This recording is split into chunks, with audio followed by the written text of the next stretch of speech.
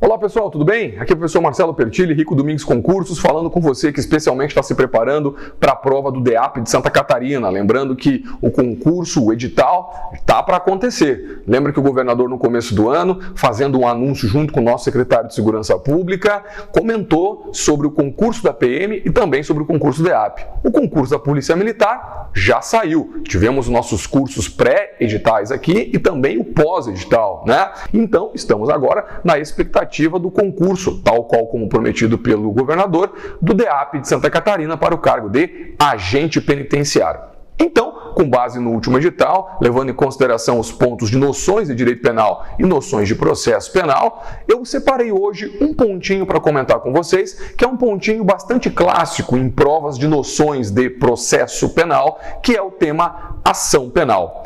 Mais até do que a ação penal como um todo, tem um pontinho aqui dentro que ainda é mais importante, mais interessante, muito recorrente, que é o tema dos princípios da ação penal. Então, acompanha comigo. A ação penal nada mais é do que um instrumento que é utilizado para que se peça ao Estado juiz a abertura de um processo criminal para que se possa, por meio desse processo e dos mecanismos legais de processo penal, averiguar a responsabilidade de alguém sobre determinado fato que o Ministério Público ou a vítima estão dizendo tenha sido praticado por um réu, por uma pessoa. Portanto, o processo penal, ele se inicia, ele se dá, ele acontece por meio do exercício da ação penal. Bacana? Lembra comigo que a ação penal, então, ela pode ser pública ou privada. Na verdade, o nomezinho correto é ação de iniciativa pública e ação de iniciativa privada.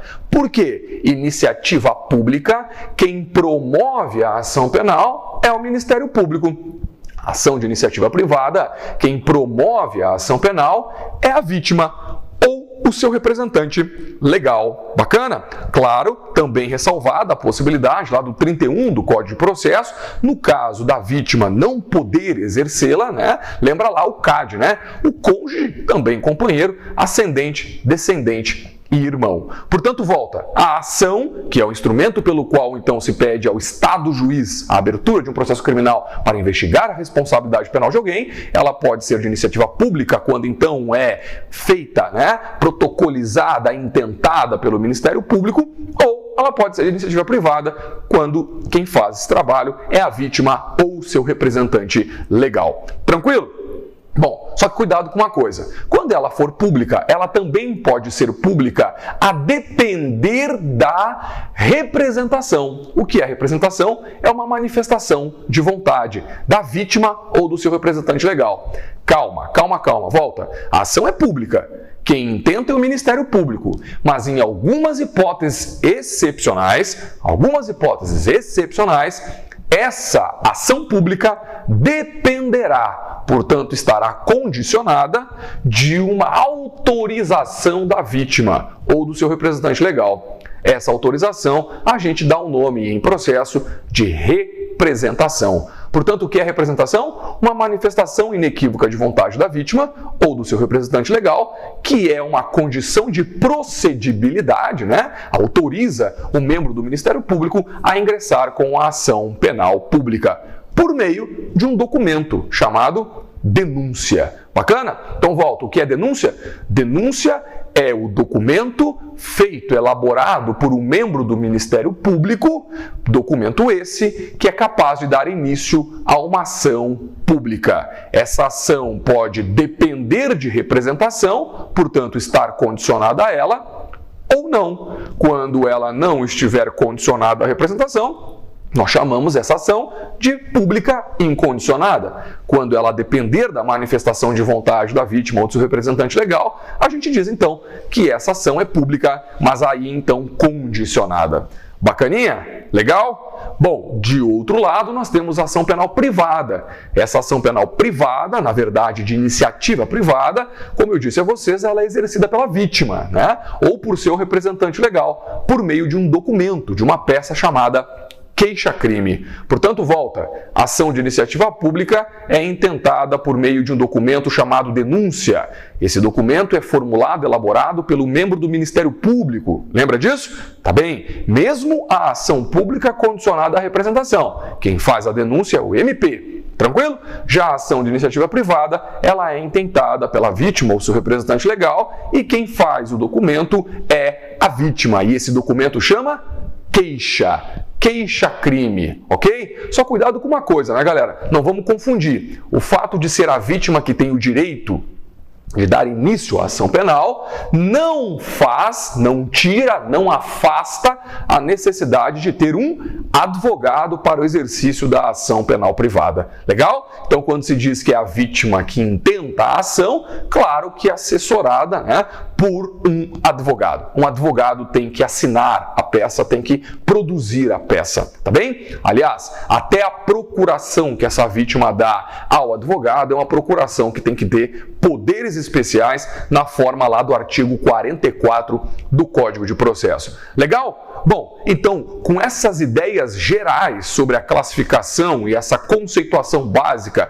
das ações penais, eu quero chamar a tua atenção para os princípios que regem a ação penal pública e que regem a ação penal privada. Bacaninha? Então, dá uma olhada aqui nesse quadro que eu trouxe para você, que me parece bem importante e recorrente em provas. Olha lá, princípios da ação penal pública. Lembra? Iniciada pelo Ministério Público por meio de um documento chamado denúncia. Vamos lá. Princípio da obrigatoriedade. A ação penal pública é obrigatória. O que significa isso? Mesmo que os membros do Ministério Público tenham independência funcional, eles têm uma certa discricionariedade, a partir do momento que eles indicam que eles consentem que há justa causa para a ação penal, eles não podem deixar de lado o exercício da ação. Eles estão obrigados ao exercício da denúncia. Legal? Isso tem exceções, mas como regra geral, até para que a gente possa trabalhar aqui com essas noções de ação, essa ideia para você é a mais importante, ok? Não vamos agora buscar as exceções, obviamente elas existem, mas fique a você agora com essa ideia geral. Depois, princípio da indisponibilidade.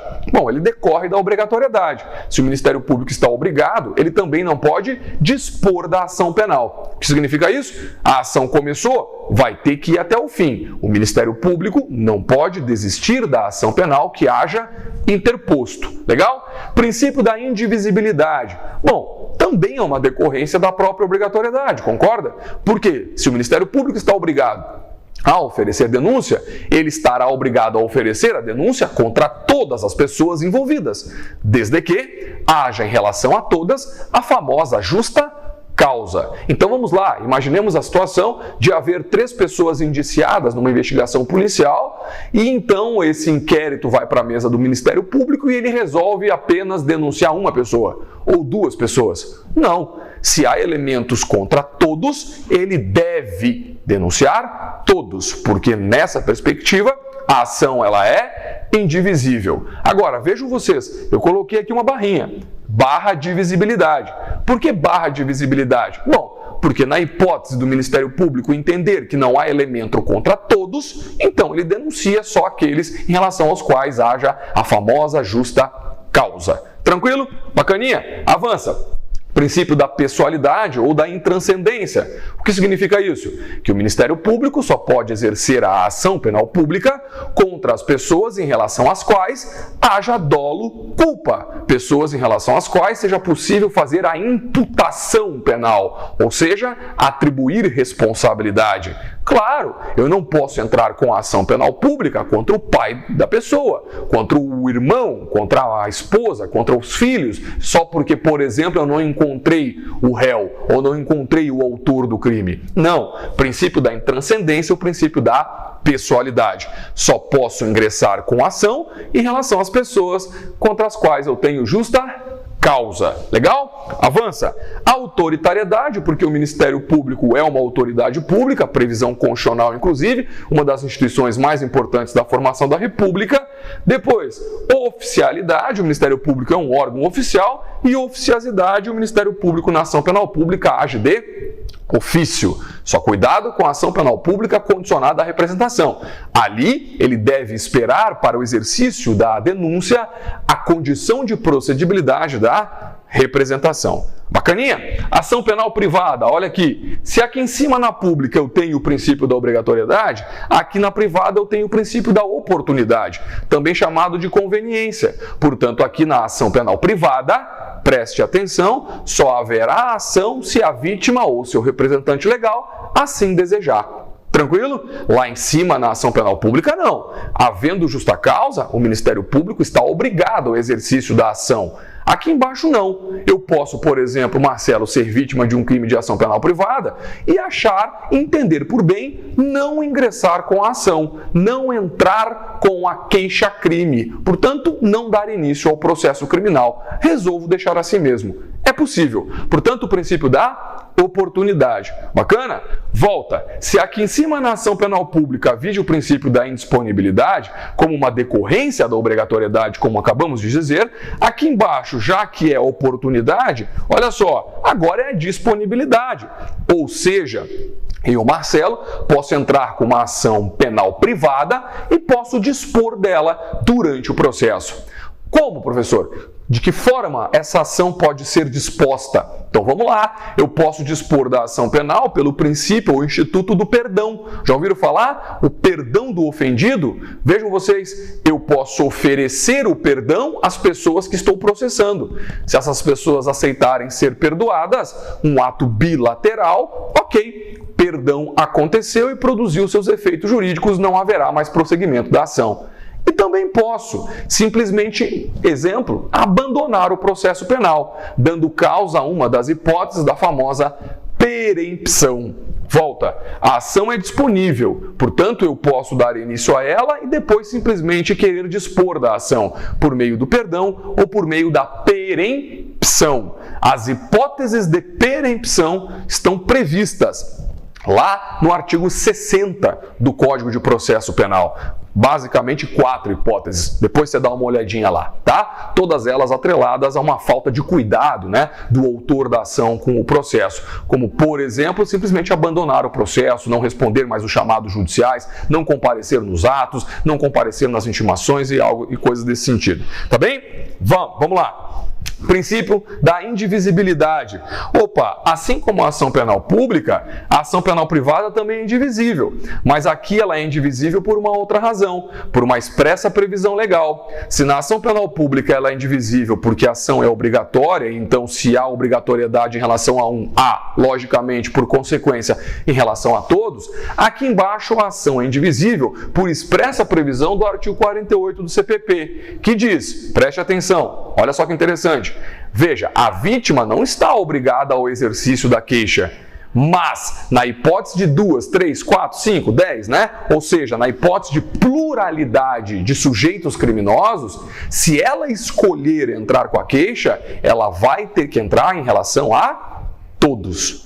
Tranquilo? Portanto, veja, a ação penal privada é indivisível, não por conta da obrigatoriedade, como é a ação penal pública, mas aqui, por força do artigo 48 do CPP, a vítima pode escolher não processar, mas se escolher processar, vai ter que processar todos. Tranquilinho? Bacana? Se não processar todos, o juiz sequer recebe a queixa-crime. Legal, gente? O último pontinho que eu acho que vale a pena citar é o seguinte. Lembra que eu falei que a ação é disponível e que o perdão e a perempção são institutos que exemplificam as formas de dispor a ação penal privada? Desculpa. Olha só, a oportunidade, ela também se instrumentaliza por um princípio. Ela pode ocorrer por meio da renúncia, ou seja, a vítima pode simplesmente renunciar de forma expressa ou tácita, dizendo que não quer o exercício da ação penal privada. Legal? Então volta para cá. Oportunidade, a vítima escolhe se quer entrar com a ação penal privada, queixa-crime. Ela pode renunciar. Esse é o instituto.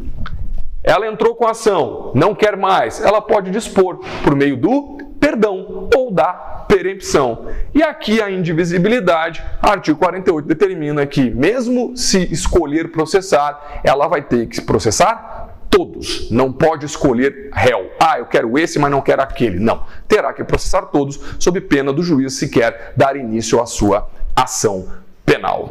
Tranquilo? Bom, esse um cenário geral da ação penal e seus princípios. O último ponto que vale a pena tratar com você sobre esse cenário ainda geral, estrutural da ação penal é: e como é que eu vou saber se a ação é pública ou se ela é privada? Então vamos lá. A regra é que ela seja pública e que ela não dependa da representação. Portanto, a regra não precisa ser ressalvada. Quando, entretanto, ela for pública e depender de representação, vai estar escrito lá: procede-se mediante representação. Quando ela for privada, vai estar escrito lá também: procede-se mediante queixa. Volta. Vai estar escrito aonde, professor? Vai estar escrito lá no crime, no Código Penal. Se o crime ou a disposição geral dele, por exemplo, não fez qualquer ressalva em relação à ação penal, a ação penal é pública e incondicionada. Mas o crime pode fazer ressalva. Procede-se mediante representação. Portanto, a ação é pública e condicionada. Ou procede-se mediante queixa. Portanto, ela é de iniciativa privada. Legal? Tranquilo? Lembra, as ações de iniciativa privada são exceção da exceção da exceção. Ações de iniciativa pública condicionada são exceção, tá? Agora, a regra mesmo, e se você tiver em dúvida na hora da prova, né, a ação é pública incondicionada. Tranquilo? Legal? Lembra lá uma parte do Código Penal muito importante para vocês que vão fazer prova por DEAP, são os crimes contra a administração pública. Lá, basicamente, temos os crimes de ação penal pública incondicionada. Tá bem? Ok? Moçada, regras gerais, noções gerais de processo penal, especificamente hoje, ação penal, tema recorrente, muito importante. Veja, não sei nem quando especificamente vai sair o teu edital e nem quando será a tua prova, mas eu posso afirmar, uma questão, pelo menos uma assertiva de uma questão sobre esse tema estará lá na tua prova, tá bom? Então, por favor, faça esse estudo e a gente vai ao encontro do sucesso, tá bem? Precisando de mim, estou aqui no Rico Domingues, nossa equipe também sempre à tua disposição. Acompanhe mais dicas aí, minha e de outros professores, nas nossas mídias, no nosso canal. Até a próxima, tchau!